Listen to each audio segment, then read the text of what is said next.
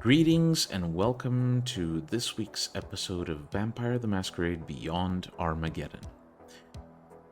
Before we begin, I'd like to make a few announcements. First, please consider checking out the new upcoming V5 book, Sabbat the Schism. Not only does it delve into the history and lore of the sect, it opens up multiple role-playing options for fans of the game, including new playable clans, elder level powers, and much more. You can find a preview of Sabbat the Schism in the link below. Second, I'd like to thank RS Experiments, aka Mark, our local musical talent, for graciously providing the custom music you've been enjoying so far, including our awesome main theme song called Haven Dweller. If you enjoy any of the music used during the stream and you'd like to hear more, you can find a full library of Mark's work by clicking the link below to RS Experiments' SoundCloud page. Lastly, if you enjoy tonight's session and you'd like to see more, be sure to follow both our channels. You can catch us live most Sundays at 7 p.m. CET by tuning in to twitch.tv/RSAGames, or check out all our recorded sessions at RSA Games on YouTube. Links below. Remember to like, subscribe, and be sure to leave us feedback and suggestions in the comments below. We hope you enjoy the session, and without further ado, let us delve into the world of darkness in tonight's episode of Vampire the Masquerade Beyond Armageddon.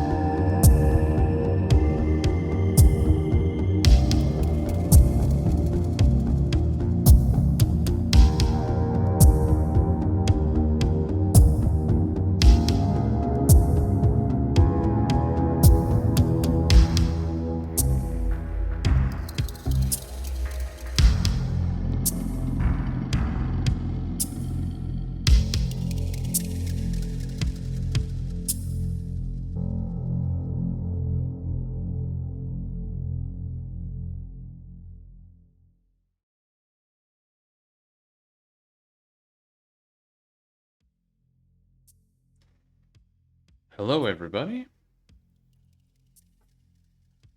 So, the night is one plagued by heavy clouds up ahead. The sky is bound to cause a storm pretty soon, it seems. We join the pack at their haven about an hour, maybe 2 hours after they awaken. As they all get together, we join Abel as he drives his van and parks it at the front of the haven. Abel, as you exit the van, having had a bit of a hiatus for the past few days due to your clan curse, you look around the haven and you do notice a few additions to it. It seems that the haven itself has been fitted with a few cameras, and the front door has been opened and made accessible. there seems to be some activity within. Namely, you spot through one of the windows on the second floor two of your pack mates essentially gathering their stuff and exiting their room. And at the roof of the haven, you spot Larry, who is currently perched on the edge of the roof, um, holding a crow in his hand and sort of chatting to it.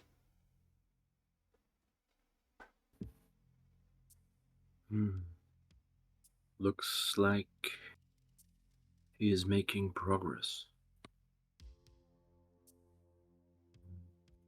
Well, Abel has already gathered all his gear as well and steps out of his van fully prepared for what's to come and heads into the house. Going through the front door, you see the same lobby that you are used to seeing in your haven, but this time there is a large, what looks like one of the dining tables that was laying around. It's been sort of dusted and propped up, and Serena seems to be pacing around it, looking at a number of maps all strewn around the table. She seems to be in a thoughtful mood. You can also see that if usually Serena wears high heels to hide the leg modifications, then today she's wearing rather sporty gear that allow for a lot of movement on her legs. These biker shorts, and her feet are bare. It seems she's planning to leave that way. You can also see the two swords that you got for her from Jesus, lying on the edge of the table, sharp and cleaned, as well as her guns. After some moments, she looks up at you. You ready? I'm always ready. You know there's going to be a mass embrace today.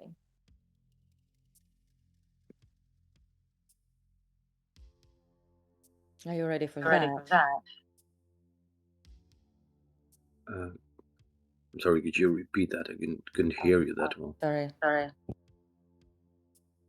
I'm actually echoing somewhere. Yeah, Mark. Mark.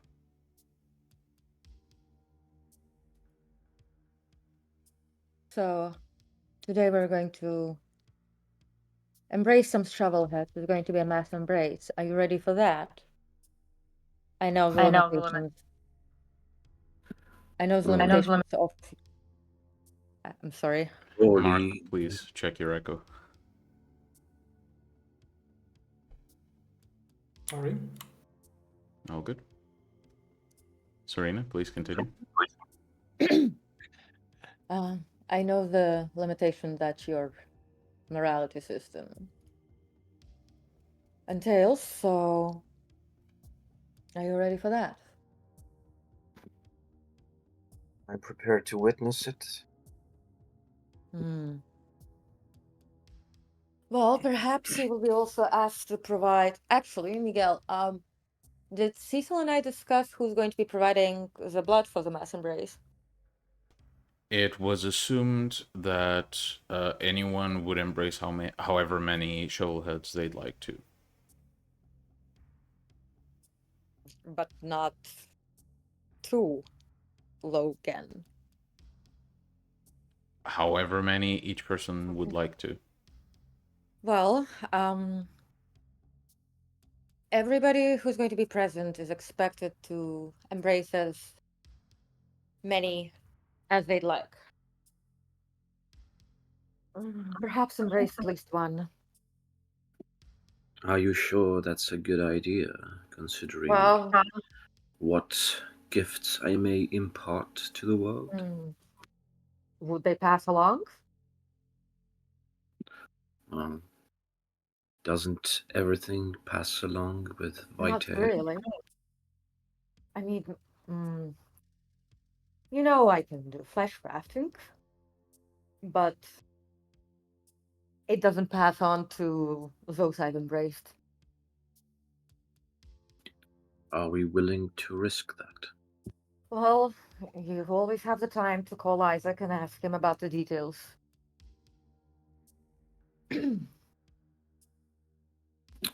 Fine, I will call him.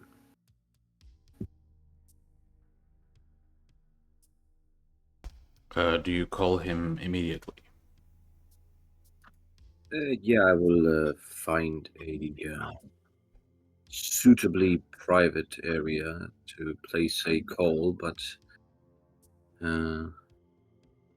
it can be left on the background, so to say. Okay. Well, as Abel sort of walks off to make a phone call, you hear footsteps coming down the stairway, and you see both Jack and Titus coming down the stairs. Hello there. Do they look prepared for battle? Hey, what's up? Yeah, all ready. Well, Titus, I know, is always ready for battle. I'm more concerned about Jack. Jack will wear something more proper than fucking suit. Any one of you fans of some guns? Was back in the day. Well, Serena, take a look at this. As Titus shows a custom Desert Eagle, the trophy from one of the Santa Monica's victims that one of Titus' goons managed to loot. A nice trophy. Does it have dragon breath bullets? Oh, not sure about that. You can check because, Aren't you supposed Mm-hmm. to have fucking shotgun for dragon breath? No. Well, there's tracer bullets. They work like the dragon breath ones. What I'm saying that this gun is suspiciously well modified. I can't really identify what exactly happened with it, Okay. but I know it's made in Crowfield Arms. If Oh. any one of you are gun savvy, please check it. Yeah, speaking of Crowfield Arms, Shackles found some info that they belong to some Ventru, and they sell arms to both sides. Rings a bell, to be honest. Sure. While Jack talks, Serena takes the gun and starts investigating it. Because she remembers that the Society of Leopold was mentioned in connection with Crowfield, so perhaps this gun is modified specifically to hunt vampires.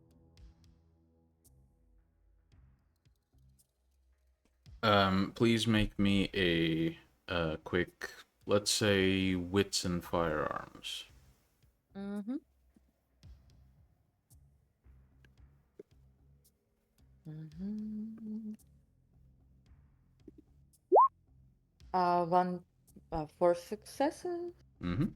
5 successes. 5. So you look it over, and the closest model you'd put this, the closest label you can put on this gun, and even that is a bit of a stretch, you'd call this sort of a very, very heavily modified Desert Eagle. But the barrel, even for a Desert Eagle, looks really, really beefy. And it's far longer than a regular Desert Eagle, with a second sort of a brace you can hold the barrel with. So it seems to have the option to be used with two hands. You pop the magazine out and check the ammo, and they look like tracer rounds. But even the rounds are heavily modified. You can't quite tell what they do. You all you can tell is that the basis for them are tracer rounds. Checking the gun a bit further, as you try to pull back the slide, you notice that the ejection port has these small holes around it that seem to pop open every time you start pulling the slide back, even before the ejection port opens up fully. To summarize what all of this tells you, whatever the fuck this gun shoots, you do not want to be on the other side of it. Do I sense some not undead magic? Do you have to make a roll for that? No. Actually, Yeah. first two dots are just yes or not. You sense nothing of the sort.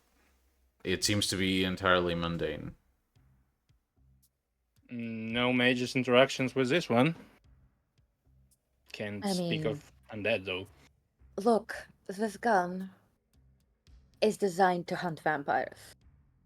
And compared to my and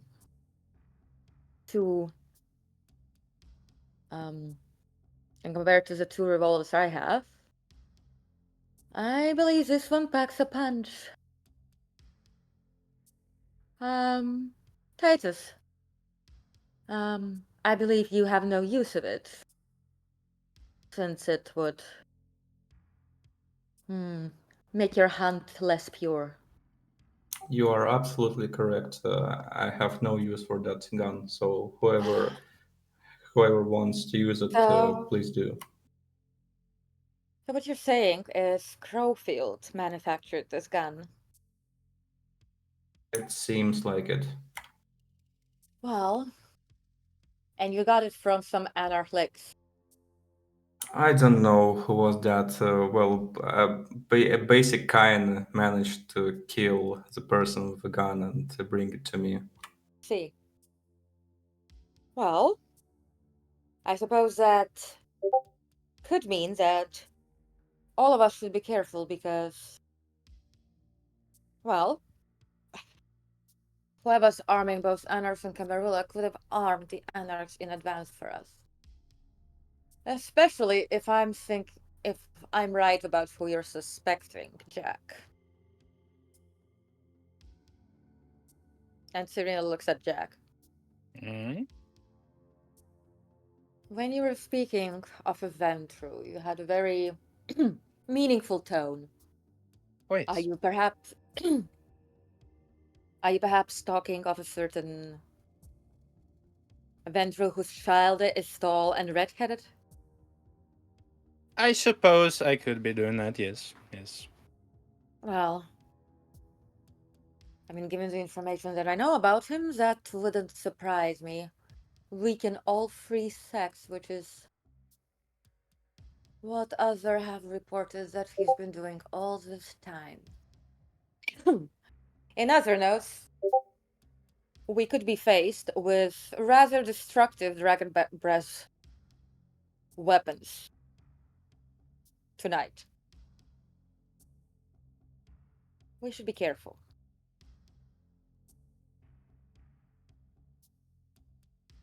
Well, I'd expect we will probably fight three sides. That will be Anarchs, Camarilla, and the Saint Leopold guys.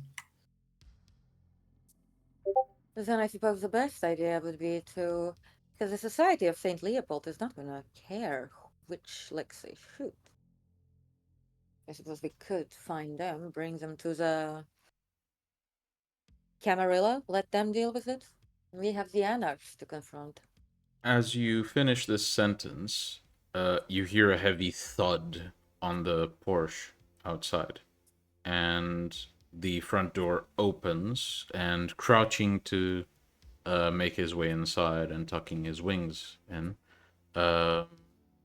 you see Larry, who simply waves his hand back, and the crow resting on his finger basically flies off. Hello, Hello. Serena. Yes.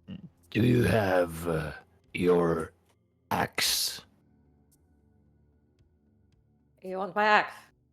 I mean, I actually gave it to Cecil. It's rather important for the experiments that he's conducting, so I'm afraid it cannot go into the battle. I can lend you a sword. A sword? A sword? It What might be kind? a carbon sword. Show it to me. Serena takes one of the two swords that are on the table and hands it to Larry.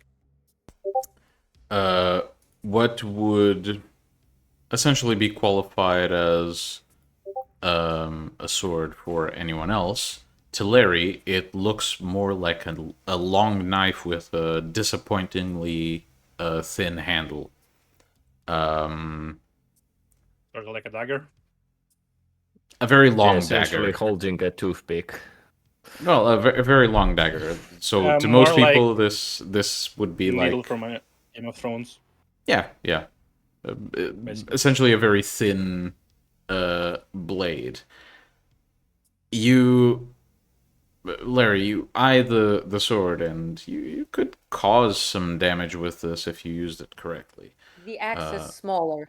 The problem with the sword is not that you couldn't do damage. The problem with the sword is you're a huge block of stone, and let's say you have a bit of a juggernaut approach to things sometimes, and Maybe, a carbon sword perhaps. might not survive that approach.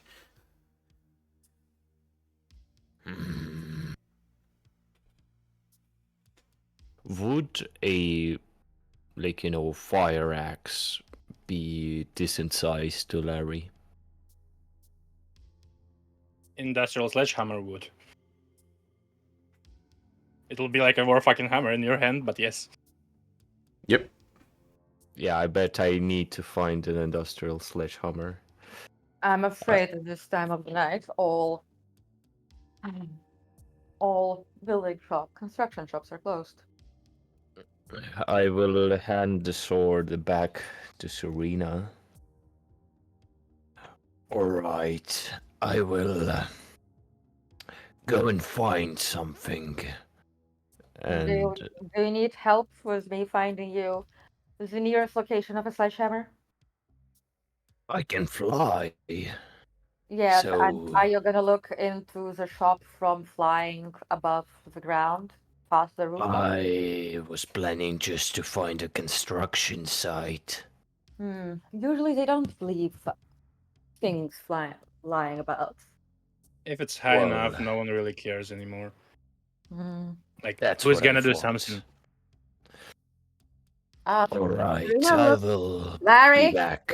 Larry, wait. What? Serena looks at the time. Did Cecil say what time? For what time should we be ready?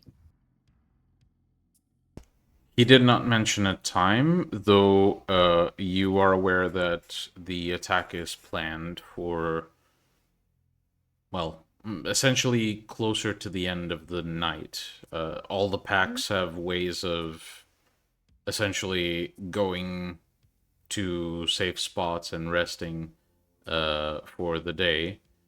The idea is to cause an attack that the Anarchs will have to deal with on the spot, with very little time to Okay. prep. So my estimation is that Larry has how much time to return before Plenty. we need to? Right then. Not a full night, but he has plenty of time. I suppose you have an hour, maybe two. Either way, another thing. just in case I forget later. We might be facing some heavy, very fiery weapons in the hands of our enemies tonight. So try not to get hit by any bullets that look like they're on fire. I have to share something to you. Yeah. I was on a lookout in Santa Monica, and I think our enemy has acquired yet another gargoyle. That would mean the Camarilla is involved. And are they not? I mean, yes, they are. Of course they are. Teresa Netter, one and only. And Is like there everyone no- can feel the shit going on. But on the positive side, we should barely worry about Silence of Blood. Media coverage of Santa Monica is almost non-existent at this point. If I will meet him in combat, he's mine. Oh, go ahead. He's all yours. Larry will nod. And I mean, you're more in the same weight category, all right? he will shrug up his shoulders and fucking fold his wings once again to fit through the door and fly off. Serena takes out her mobile phone and texts Cecil information about the gargoyle inside the area, as well as information that Jack provided about Crowfield Arms providing weapons to both the Anarchs and the Camarilla, and potentially Society of Leopold, and that Titus has acquired off of supposedly an Anarch a very heavy-duty dragon breath weapon.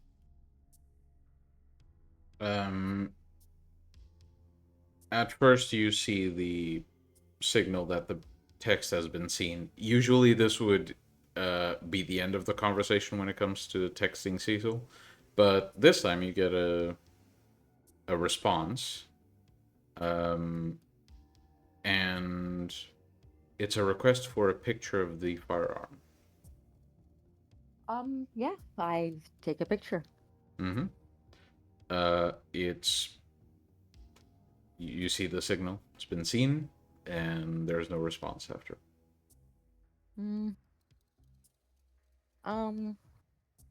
Serena Abel, basically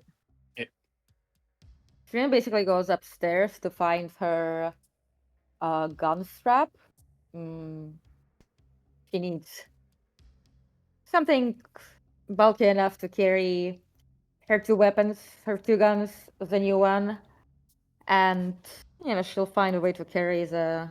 And obviously, she takes out also her a heavy-duty leather coat, long one, so that she has at least some type of item that she can throw in a way of any stray fire or tracer bullets. Okay. So essentially, the rest of you just see Serena walk off, and any sounds that you hear from upstairs is just sounds of metal pieces clinging together, cloth being tightened, and eventually Serena walks back, strapped, full on, like covered in weapons, essentially. Pretty happy. She looks like this is the type of accessory she loves. You should need some blacked out glasses. Probably the ones that don't even hang on your ears. Why? I'm calling Wachowskis. We're making Matrix now.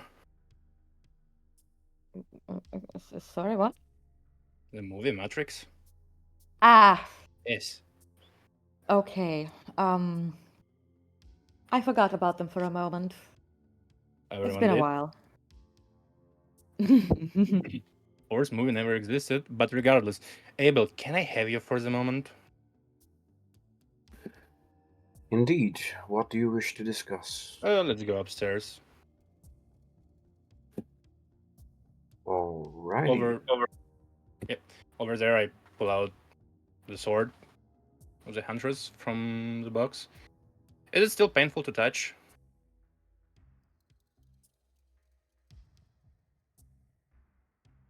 What is Sorry, it? I was muted. It's still sort of very lightly singes your skin. It's less than before, but it still fucking hurts. Look at the blade and tell me if you feel like having it. Because for some reason I do. Abel, you look upon the blade, and there is this sensation that you could grab it and you could sort of accept it. Though every bit of your morality, right at its core, screams for you not to.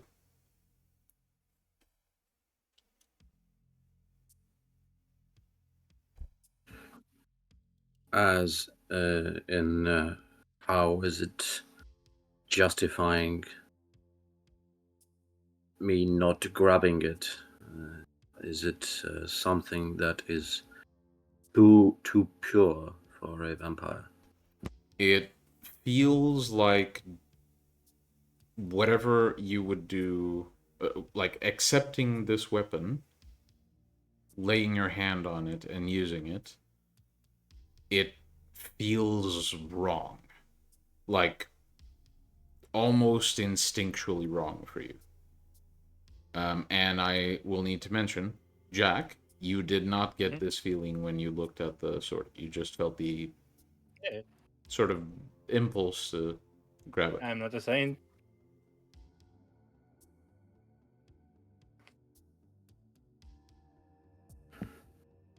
Somehow feels wrong. Wrong for me to use it. Although it beckons. Yeah. I had suspicion. Why is that? Yes. So, you know, voices in my head screaming, "Go for it!"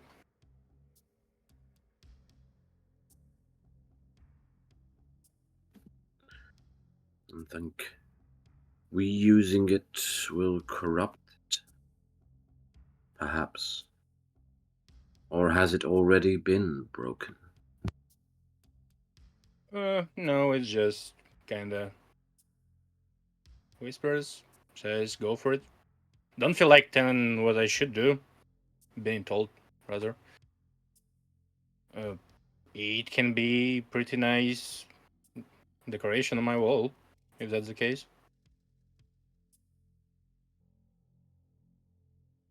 Well, it is also an opportunity to use it against some very special adversaries.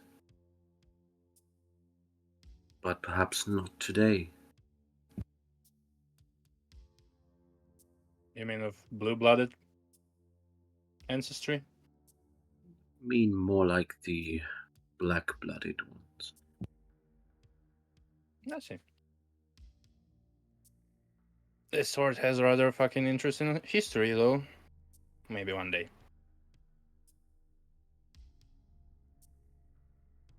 Oh, I would love to hear all about it.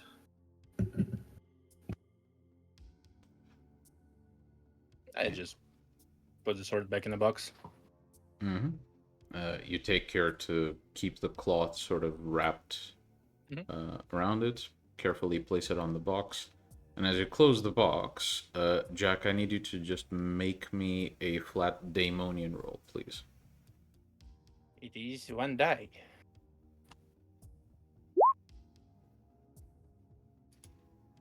Okay. As you begin closing the box, you sort of feel this this odd like jolt of emotion. It could best be described as shame that I can't use it. And then you close the box quite reluctantly. It's for the better. And with that, you make your way back to the rest of the pack. There's actually something that I forgot to speak about. All of you, including Larry, who's not here, when you came in to see Serena, well, when you first saw Serena tonight, you saw a completely different creature. Taller. She didn't have any more of her long black hair. Instead, her hair was entirely gone. Ears were extended into pointy elven-like ears that reached pretty far back. And her entire face was far more alien, or maybe androgynous. You can't exactly tell. You've noticed that her hands were more gangly and had claws at the end. And the biggest change, which is very obviously impossible to ignore, is the fact that her skin, which was like you've seen Serena with many different faces, as she needed to change them whenever Camarilla got into clothes, but her skin, all of the skin on her body, is a palish gray with a light blue tinge, very similar to Cecil's skin color.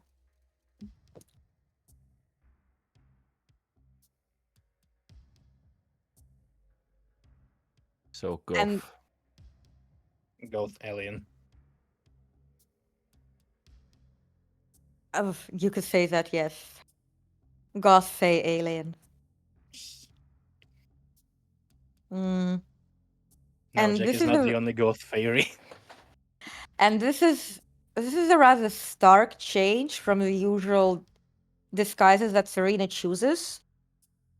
Because usually she picks something that is concealable enough and can be worn amongst the mortals and used. This visage is very obviously inhuman. In fact, if anything, she looks more like a young Zimitze.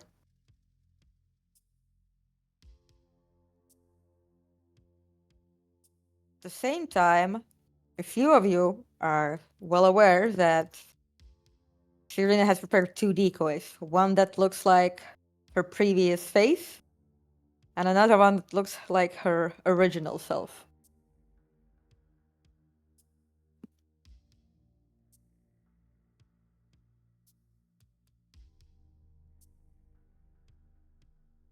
I give Abel kind of look like we're not giving that sword to her. Well, isn't this an unholy trinity? What are you talking about? You can say that. No, the decoys are gone. You don't know where they are. Fine. I retract it. No, she still looks like Unholy Trinity. Just from magic. Look. The Nosferatu Primogen tried to abduct me in my previous form. To find out whether I am what I am. It's best for me to look right now like nothing what I usually do. Yeah. I chose what the Camarilla usually thinks that young Tibita look like. Did I succeed? I suppose. Oh, and also you notice that Serena looks androgynous all over. So if before she had an obviously female figure, now she's more streamlined and straight. It is impossible to say which sex she has, which is probably very Zimitsa. Yes.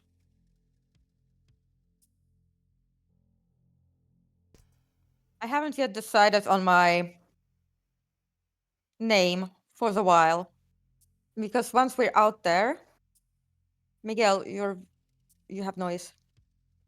Sorry. Once we're out there, to keep this ruse, I will need another name.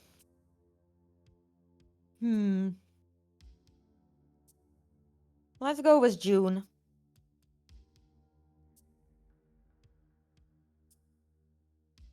Or maybe Mia.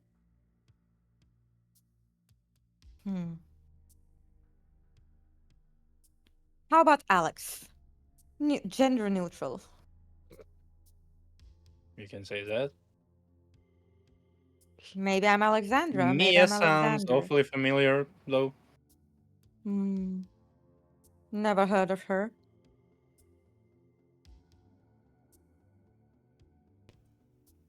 As you decide on this name, sorry, Jack, you were gonna say something? No. Mark just sent funny message. Okay, well, as you decide on this name, eventually you hear once again that heavy thud that tells you that Larry just landed outside. However, this time it sounds as if he's carrying a fucking car on his back. It sounds really fucking heavy. And the door just sort of gets pushed open, and you see Larry. Once again, he crouches to get in. And as he makes his way inside, you see on his shoulder, resting, a huge slab of concrete with rebar going through it, and a bunch of other bits of rebar bent around it to make sort of a makeshift handle. It looks like he weighs about triple what he used to with this thing on his shoulder. That is a hilarious choice of weaponry, Larry. Well, it's something that accommodates my size. Oh, it is something, my man. Do you want to try it? No. With all due respect, probably not. I mean, you could probably yeet it right into the midst of our enemies and we'd be rid of half of them. I like this joke. No, but it's not a joke. You should do it. It is a suggestion. Viable one. Think of our enemies. Let me like show you how. bowling I pins. just fucking Google hammer throwing on Olympics and just show it to Larry. Larry, You don't have to master the technique. You just take inspiration. Larry, you see this video of a guy just fucking yeeting a hammer at a. I think at the Olympics they do distance, so it's not really at a target. But you imagine, sort of in your head, you imagine that while you're using rebar, and you just don't even notice until it's actually happening, but it brings a smile to your face. Serena walks up, Larry, but the end result should be this, and she basically just shows him a bowling ball smashing into a bunch of pins and all of them going flying around. Some cheesy strike animation. No, it's an actual recording.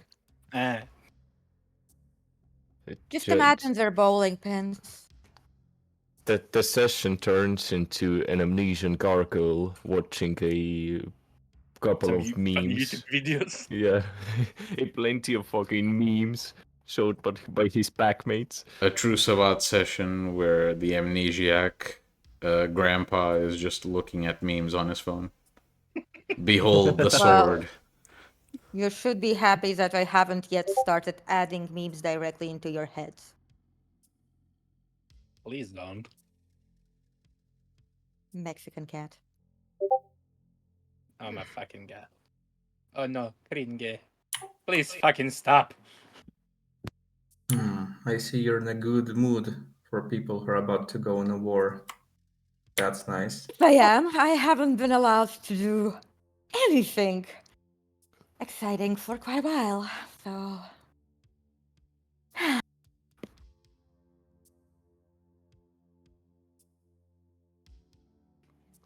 Does Serena look like she's high? She just looks really Serena happy. Serena looks like she wishes she was high. By the way, Very if well. someone needs some blood, I've got some to spare. Titus, I suppose if you want it, I can drive around so you can follow it and kind of hunt it, but yeah. No problem with that.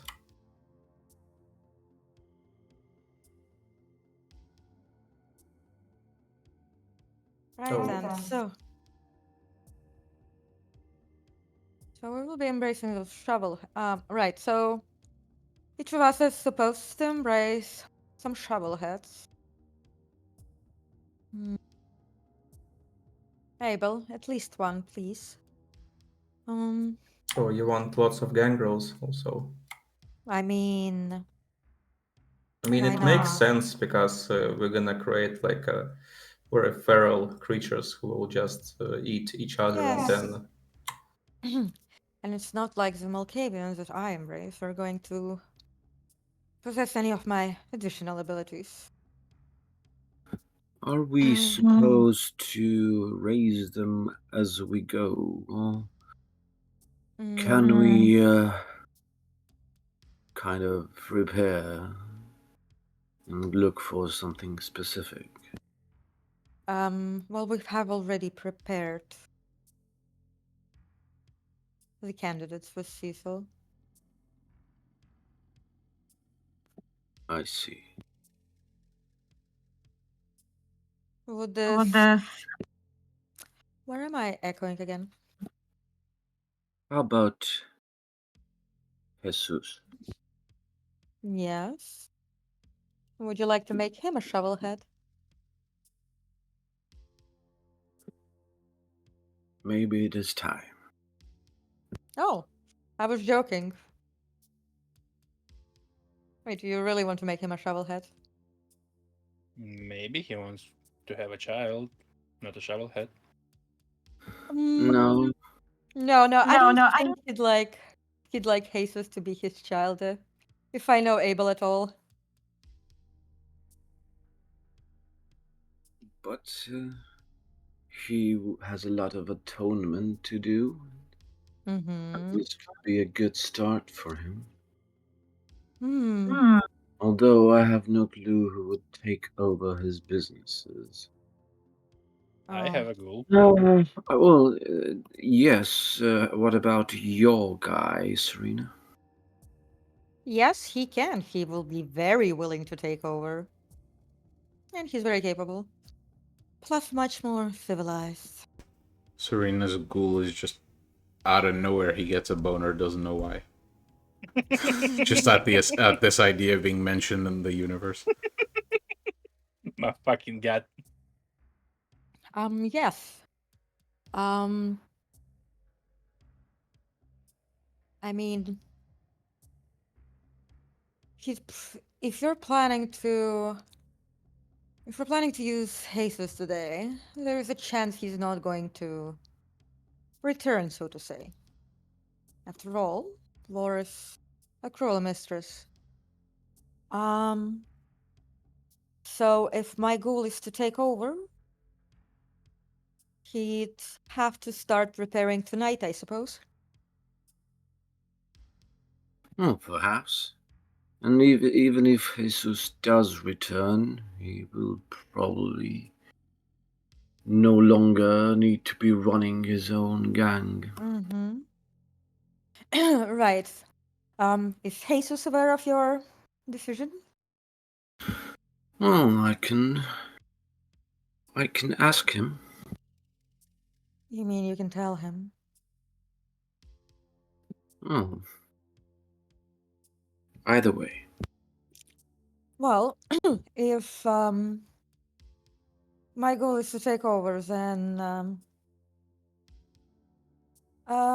warn Jesus to make the preparation and make his way here. Are you going to be embracing him or someone else? Well, if I need to embrace someone, it is going to be him. Okay, that is fine with me. Please don't run away from the mic, Amalia. I'm not running away. I closed the door because Malta wanted to get back in. Abel will make the call to Jesus. I guess on the background, I suppose. No, we can do it in voice. This could be interesting. All right. So the phone rings, and it takes almost no time. You just hear a click. Yo, boss, what's up?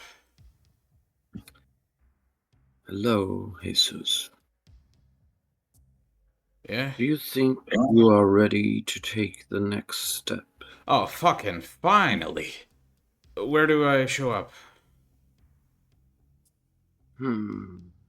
I will text you the details. Cool, cool. However, you do realize that it is possible that you will no longer have time for your current business. Boss, the business is basically gutted at this point. We got almost Good. no actual criminal activity going on in the criminal organization. The business is gutted. It's making fuck nothing of money. And I got a lot of fucking targets painted on my back just because of these decisions. I am okay to retire from this life. Will you be able to live with the idea that you know who will be taking over? There's a brief pause. And then Jesus speaks. You mean him taking over? Him. You're not sure. Just give me a few moments before I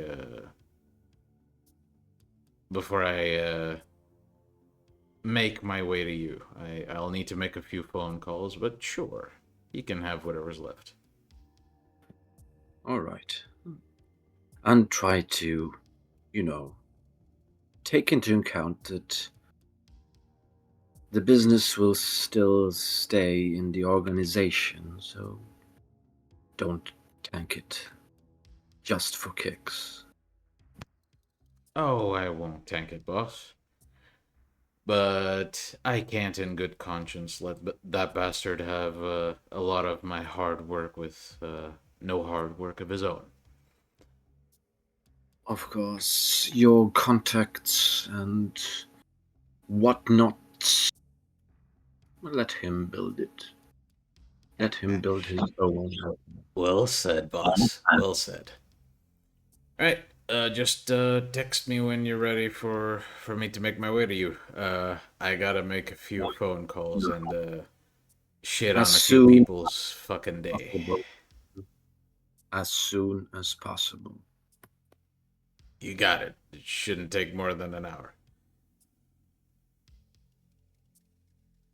When Abel hangs up, Serena just looks like with one eyebrow raised, shakes her head, and calls her ghoul. Mm-hmm.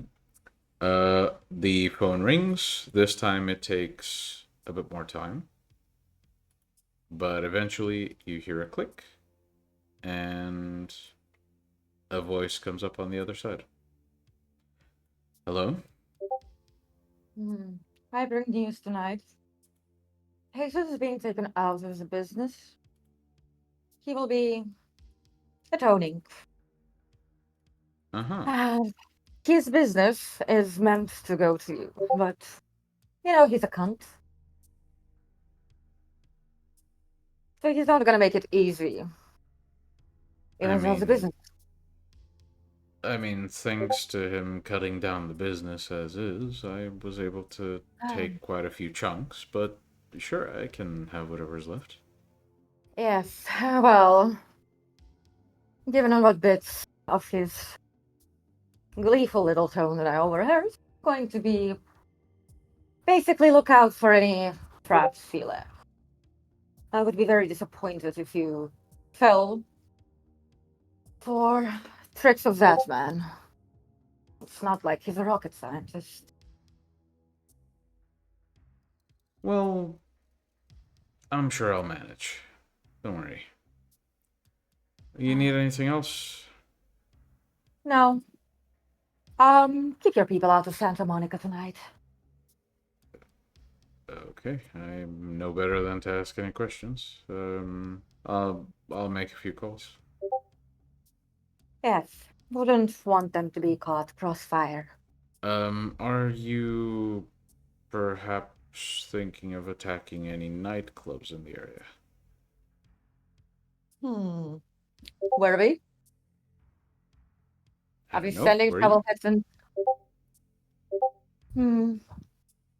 It's a bit unclear right now, but potentially. Well, we were planning, if there is going to be one, there's going to be Elysium.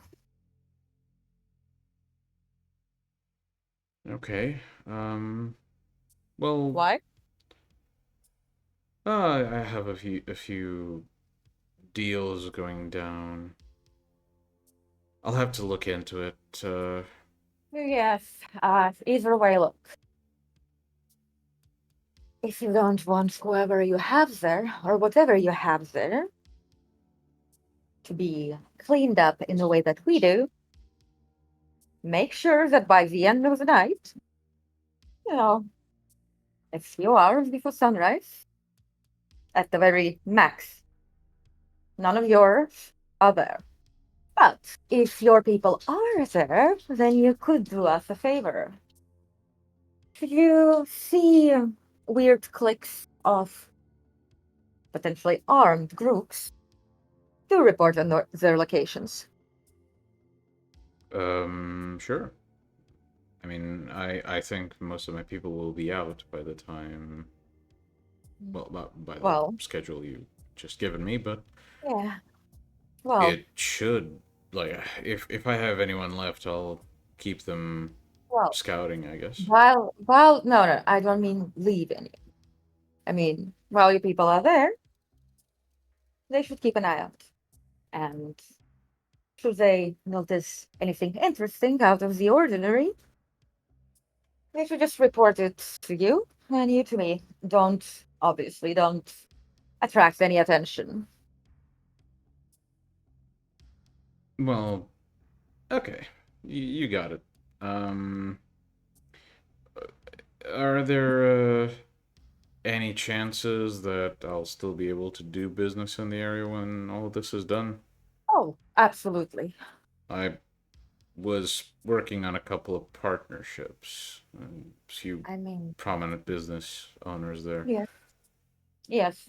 Well, seeing as the organization shall be taking over that area, it is only reasonable. All right. Well, if you need anything else, just make a call, boss. Right? Basically, if you guys see anything weird, like this, maybe tanks, or guys with very good weapons, anything else, report it back. Of And course. be sure to be out by the final rooms of that. You got it. Have a good evening. Serena hangs up. Ah, right. That is sorted. And he's gonna get his people out of Santa Monica in time, and maybe we're gonna get some additional information.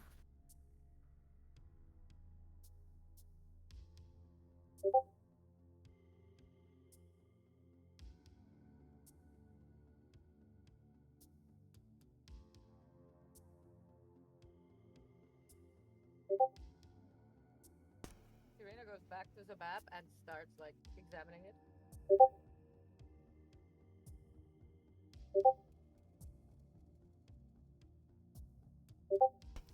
Hold on. I have some audio issues on my end. Oh, I see. Speak.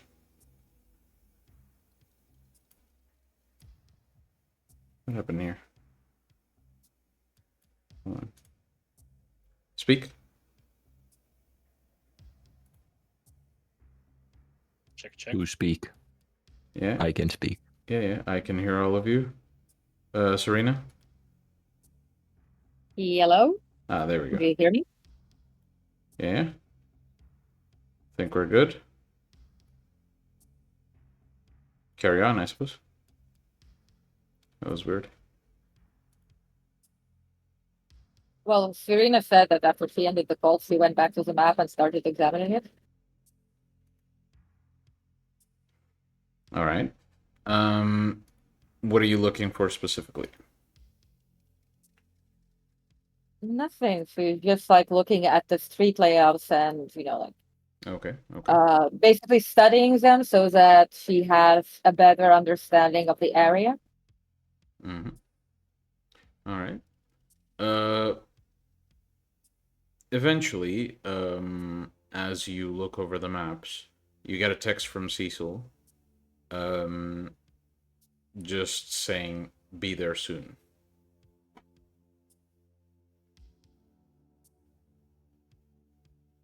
As in back in Haven? Mm-hmm.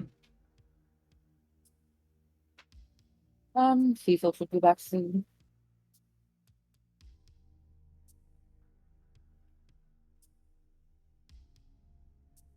And if no one has anything else to say,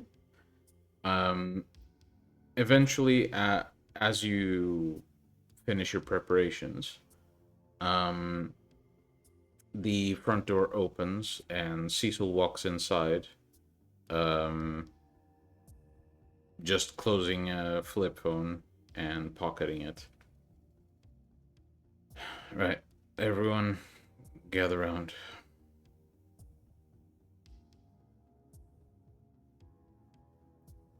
Cecil. Hmm? Serena walks up. Yep. Cecil approaches one of the maps, and once everyone is paying attention, he gestures towards a few areas within Santa Monica. The current points that we need to avoid are here around the asylum and around this hotel here. These are the hubs for most of the Anarch forces. The idea with this attack is to cause enough chaos to make them panic, make them lose some forces. And throughout the next few nights, we'll be essentially peppering them with attacks here and there. But this one's the big one. We want to cause as much chaos that they cannot fix in time. Once all of this is done, we'll start making a move on Therese or Jeanette, whichever one is available. I mean, good thing they share one body. Now, there are a few spots we can attack. We already have packs in this area, and this area. The spots we can attack are here. There's a park. Plenty of space, not a lot of people at that time. We can safely bury some shovel heads here and bait the Anarchs into attacking the area. Our other option is here. There's no place to bury them per se. It's a construction site, and we can dig a hole in the ground and put them in it and cover it up. But the ground here is soft, so whatever we bury is going to come up very quickly.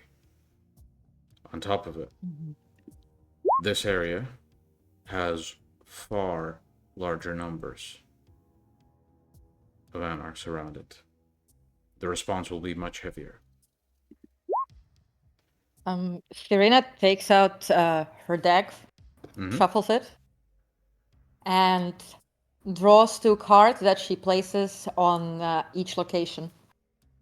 And she's basically what she's looking for is a sign which of those is going to be more successful.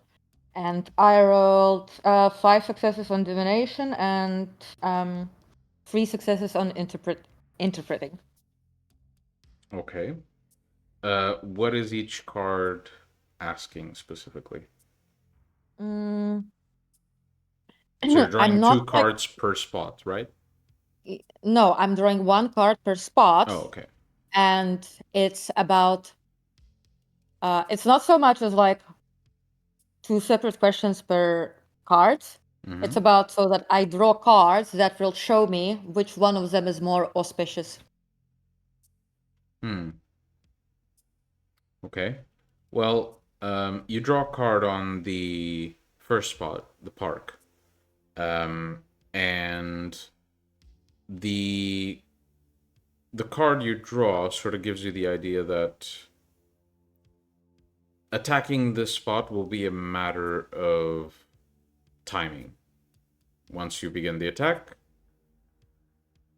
the potential of it working is high if you get the timing correct.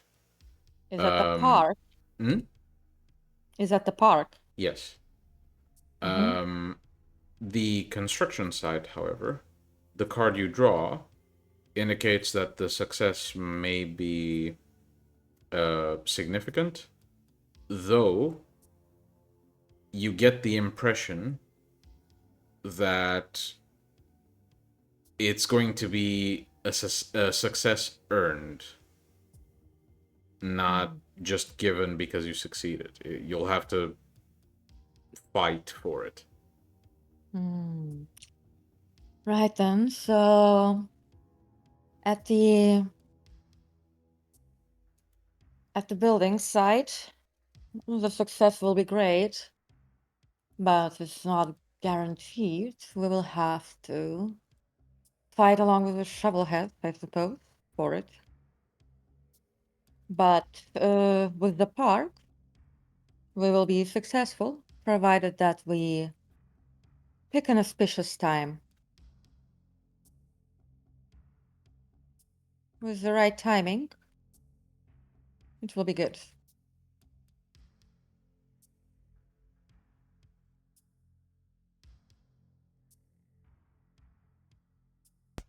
I see. What about the construction site? Well, the construction site, our success will be great, very good, but we will have to fight for it. So we will have to work for it. It is not just given. But it is certainly a greater success than in a park. What if we hit both spots? Serena takes out her deck again and shuffles it. Difficulty will be a bit higher this time because it's the second divination on the same topic. Can I suggest a place from my knowledge of the area? Sorry?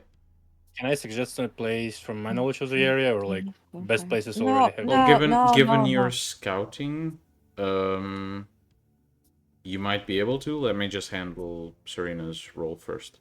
Okay, 3 successes to divine and 4 successes to interpret. 1 card. Okay. The card you draw gives you the sense that once again it could work hitting both spots. It'd be both a matter of timing and you'd have to fight for the success. However, both of these factors seem to be less influential in regards to the outcome by virtue that one sort of helps the other succeed. Well, we'd still have to fight for it in the construction and get the timing right in a park. But the efforts, both of these things matter a bit less in this situation. And we can achieve more. Jack, Mhm. given your scouting, not only would you know that there are these two hubs of anarchs, you would also know that these people are not expecting problems regarding the Silence of Blood. So hitting one of the heavily defended spots, it would incur a significant amount of resistance, but it's not like that resistance would come from people prepared to offer said resistance. So it may be that you catch them by surprise. While you can't really pinpoint any specific areas where you could do this, from the two options, you'd wager the construction side is doable if you hit them fast enough and cause enough panic so they sort of scatter a bit. Construction site sounds better if we go fast and basically do enough stir for them not to be able to react properly. So we need a big surprise, basically.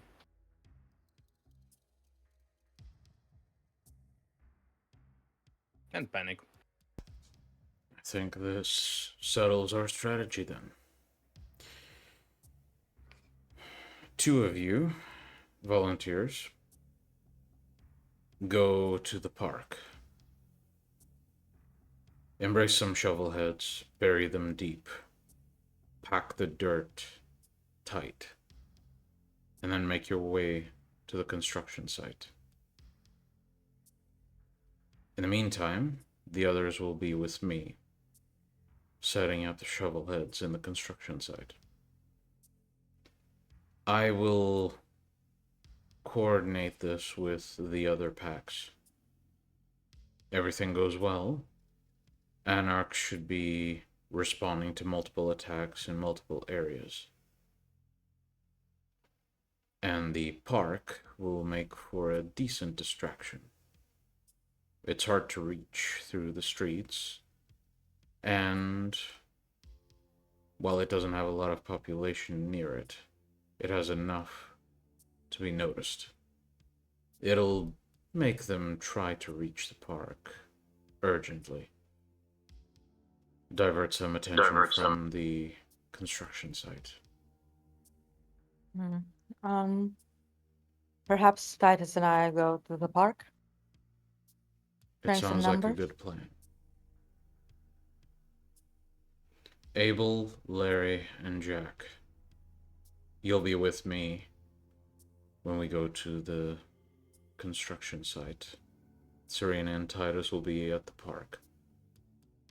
Wait for my signal. Embrace the shovelheads. As soon as they're packed deep in the dirt, you make your way to the construction site as fast as possible.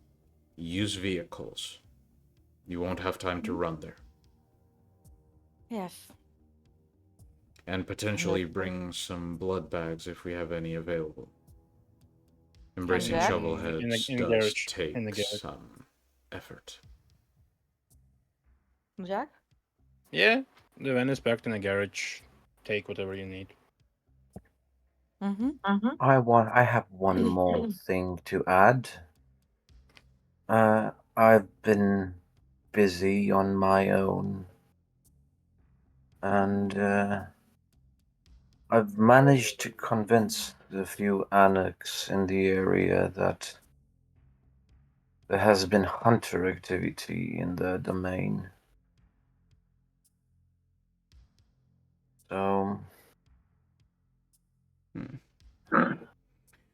If anything, it will definitely stir up more panic.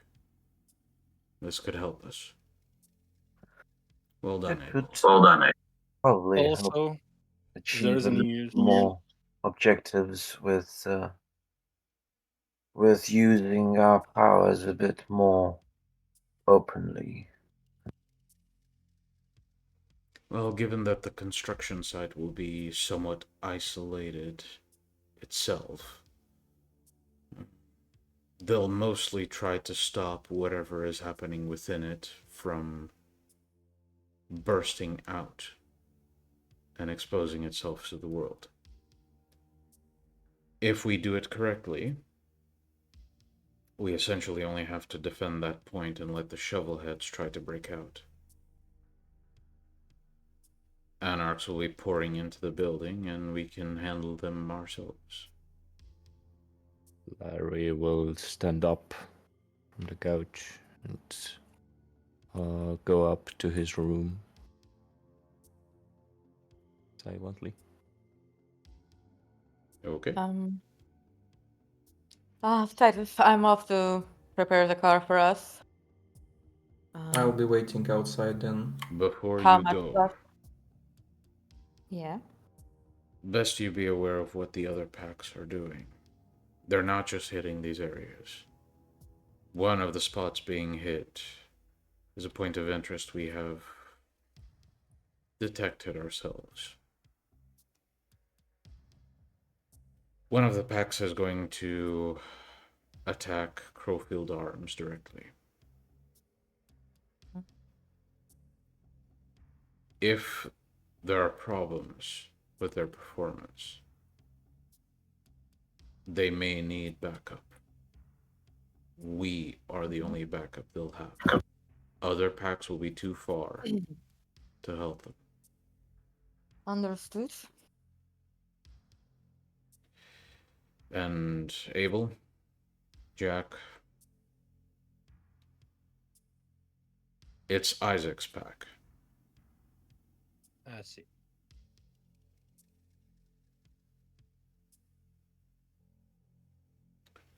Finish your preparations. I'll be waiting outside. You And hear Cecil just dashes up. footsteps. You hear footsteps as Larry comes down. Cecil, wait. He's carrying over his shoulder what appears to be like a large, well, related to his size, a medium-sized yellow duffel bag. He will take it off and slam it onto the table. I have got a surprise too. He opens it up, and Yep. what you see inside Cecil basically, as you Yeah. open up the duffel bag, Cecil basically pulls the zipper to the side, looks in. Anyone looking at Cecil's face first sees his eyes widen, and then he looks at Larry with sort of a shocked face and he says, "I'm not sure how you managed to get this, but good job. Bring it to the car when you can." Serena walks And up. yeah, Cecil just turns around with sort of still sort of shocked face and just makes his way out of the haven. Yeah, before like Larry closes the duffel bag, Serena is like too curious not to look inside. Yeah. As you peek inside, you see two very large demolition charges. Hmm. Where do I plant this? You should ask Cecil. Just Planted. bring it to the car. I doubt that this is fucking garden hibiscus or whatever. What you I up mean, to, I my don't man? know. They look spicy. Oh, I could attempt to plant it at the hotel. I think you should consult Cecil where he wants it. He did say to bring it to the car. He will tell you where to put it. Okay, You're on his team, Larry, so go consult. I know. Good. Let's just not level the whole Santa Monica area. Yes, I It's mean, not a nuke by the size of it. mm, well, so with that, Serena basically grabs her sword. Um, one of them, since she's already pretty heavily armed, and heads out to the garage, where also should be her sports car, and packs up a few blood bags and throws them onto the back seats. She basically estimates how many she would need, like herself, Well, and then when you go into Jack's van and you open the freezer there, the freezer is basically full. There's like a couple dozen blood bags there, so you can take as many as you want. yeah, I guess I'll there's 3 of them, right? And 2 of us, so I'll take 2/5. Okay. So let's say there were around 20 bags, right? How many do you take? Like That would be 8 then. I 8? take Okay. 8. Mm-hmm. Okay. Just take note. Essentially, whatever blood you spend, you'll be able to refund it up to 8. It will take you turns to drink the blood bags if you do it mid-combat. Otherwise, you can just add 8 extra blood, essentially. I'm just gonna fucking sip it like a monster drink when I'm driving. Yeah. Fucking squeeze it into a monster can. Yes. With leftovers. Once everything is ready with the car, he basically drives it out to the outside where Cecil is waiting and steps out waiting for Jack. Yep. As you enter Titus the car follows you back. with Cecil, Cecil seems to be first of all, he's not sitting in the driver's seat, he's sitting in the back. And he seems to be with his eyes closed. His hands sort of clasped like this on his lap. And resting on his hands are a few bundled up strands of a very blonde, almost bleached hair. And he seems to be focusing. Let him focus.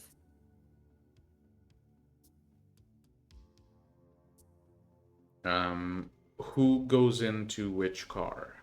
Do all of you take one car, or do you take multiple cars? No, should probably Serena and take Titus take the sports car to the park. Okay.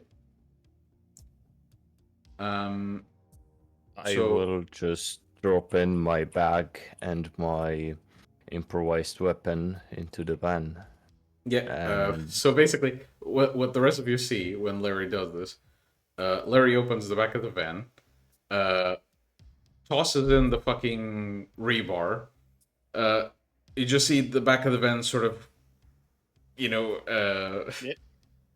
Suspension bit, just fucking and then died. he tosses the 2 explosives, and the van fucking lowers almost immediately. And you'd wager that if Larry got in the van, it possibly could break the suspension. I wouldn't fucking wager on it breaking. I would wager on it exploding. This thing has Although capacities. I will actually take the bag and approach Cecil's side, open the door. Doctors, Cecil where? stops his focus, takes the bundle of hair very carefully, and he seems to actually make sure it's not damaged. And as he's securing the bundle of hair, he looks to Larry. Yes.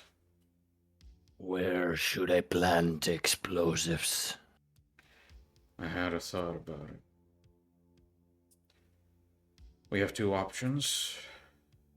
Either plant it in Crowfield Arms to help Isaac, or plant those in the construction site to give us a backup plan if we need to run out.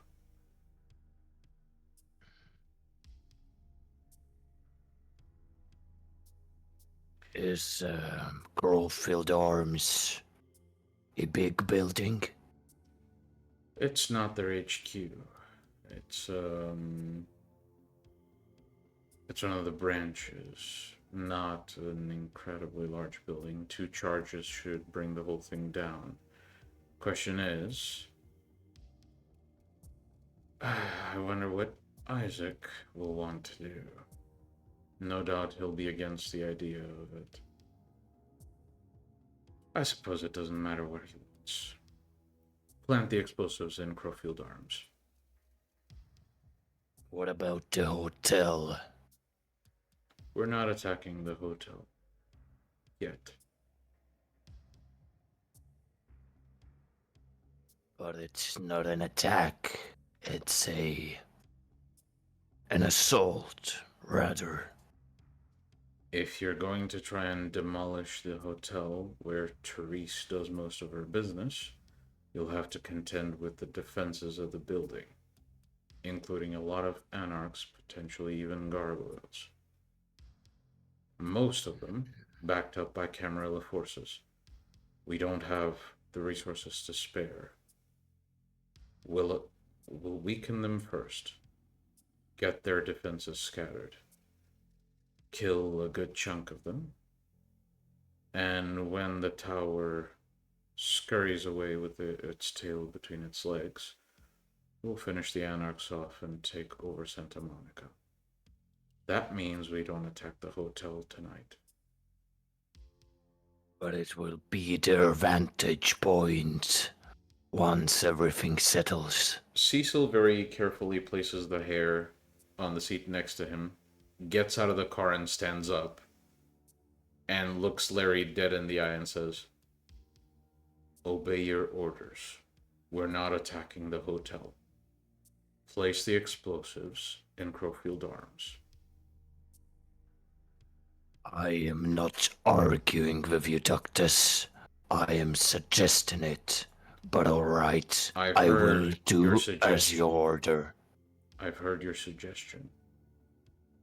I'm telling you, it's not according to the Sword's plans. Larry nods. Good. I got it. Should I do it beforehand or when we get to the place? We don't want to raise their suspicions. Let's make our way into Santa Monica first, but take the bag, fly overhead, and wait for my signal.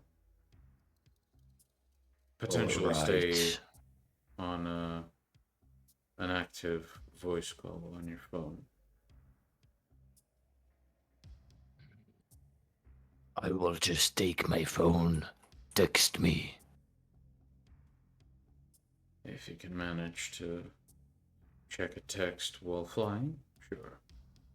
And Cecil just enters the car, very carefully, once more takes the bit of hair, and sort of mutters under his breath, "Seems I've paid for this." And with a frustrated sort of shrug, closes his eyes and continues to focus. Miguel. Yeah. Miguel. Before Cecil, goes back into his trance, Serena basically looks out of her car window, and she's like, "Should we start going to the park?" Yes. Remain inconspicuous, and be prepared to drive in with the shovel heads. I've taken the liberty of piling up a few of them in the trunk of your sports car. Very well. Are there any others on the location? Whatever civilians you happen to find, they will do. Yes, very well. We start embracing the travel heads when you give us a signal, correct? Yes. Then I shall obey the orders. And Serena nods to Cecil, locking eyes with him for a second, and then she raises her car window and drives off, with Titus hopefully in a car. Titus in the car. Serena drives off. Titus fucking sprints after. Serena being like, I think I forgot something. ADHD Forget it. Octavian. It doesn't even matter anymore. Oh no, Kevin! But Abel, yes, are we so cleared for takeoff, so to say? well, I believe so. As Serena and Titus drive off, Cecil continues to focus. Abel and Jack eventually make it into the car. One of them gets in the driver's seat, and they drive off. Larry, with his pack of explosives, prepares himself, begins climbing up the haven, and once on the rooftop, he uses his ability of flight, which is slightly impaired by the weight he's now carrying, and takes off with a great deal of effort. And with a few beats of his wings, we now go into a short break, and we will return to witness the first raid of Santa Monica. Stand by.